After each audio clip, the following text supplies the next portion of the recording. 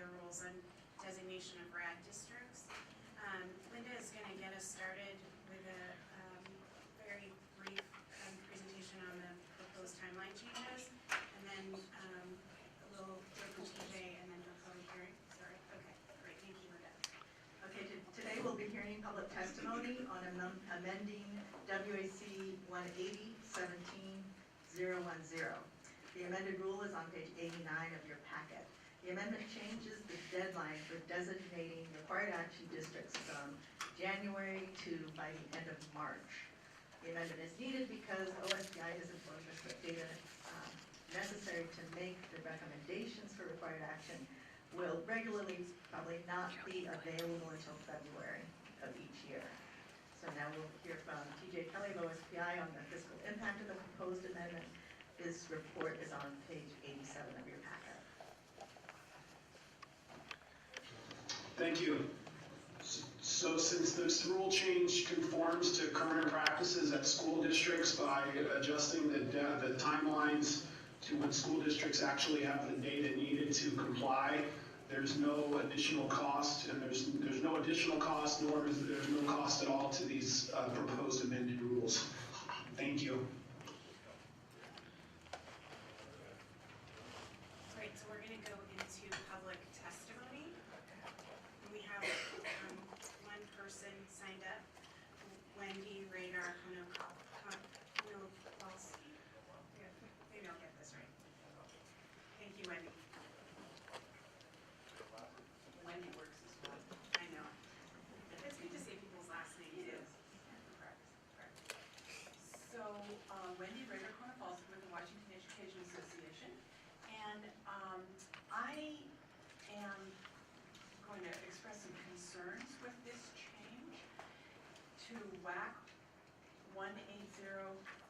Got that right? And I'll tell you why. First of all, we think this requires a statutory change, not a rule change, because in Senate Bill 5329 and in the original 6696, which still is there, there's specific language that requires that beginning in January 2011, the superintendent of public instruction shall annually recommend to the State Board of Education school districts for designation as required action districts. They identified the RADs in December of the preceding year. And so we think that this would require a statutory change. And I'll also let you know that this reminded me of my big folder that I have, the year that we worked very closely with, at that time, Executive Director Edie Harding, State Board of Ed, to jointly craft the original RAD design. And we really, probably the major issue in that we had to deal with was how to provide enough time for all of the steps and the collaboration and planning and implementation of this bold and transformative plan for schools who had been persistently challenged. And it was generally understood when we did that the planning was essential. It would take time. It would require lots of collaboration with all school and community groups, and that was really important. This wasn't just the school personnel, but it was also the community. To tailor it to the needs and the research and the realities and the available resources of a particular district or school. And that the success of the plans depended on not rushing it before it was ready.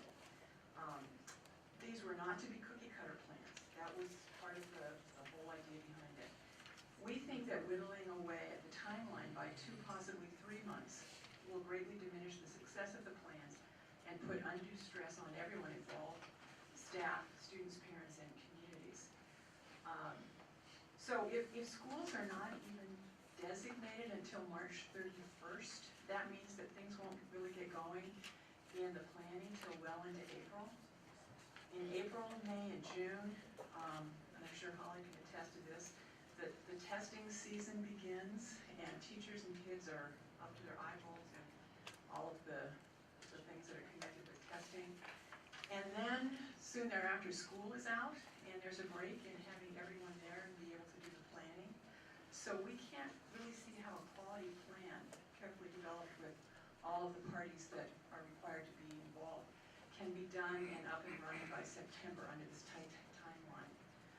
There are some temporary rules, and I couldn't quite figure out there in a later part of the packet, but we've also got some temporary rules that pushes back the timeline so that the plans have to be provided by, I think, August 15th or 28th or something.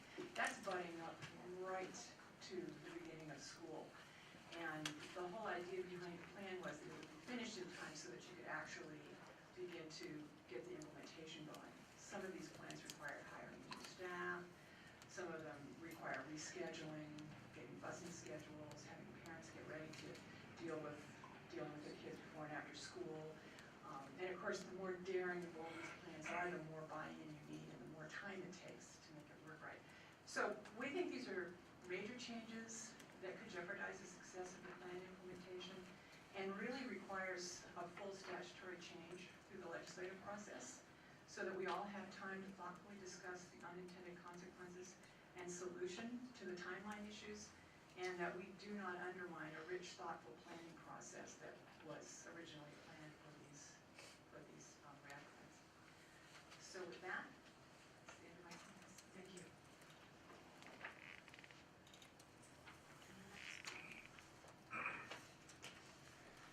Do we have any follow-up for Linda? Okay, so we're gonna move on to the next, sorry, piece. Maria is coming today to talk to us about getting input about the equitable distribution and access to teachers in our state.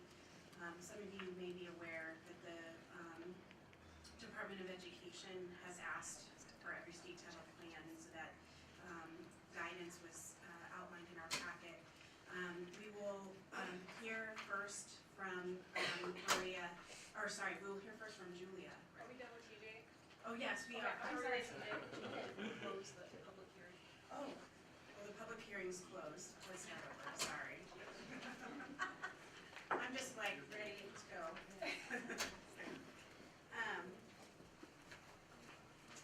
Sorry. So Julia's gonna get us started, but we're gonna hear from the superintendent, Philip of Pasco today. She's brought 2 staff people with her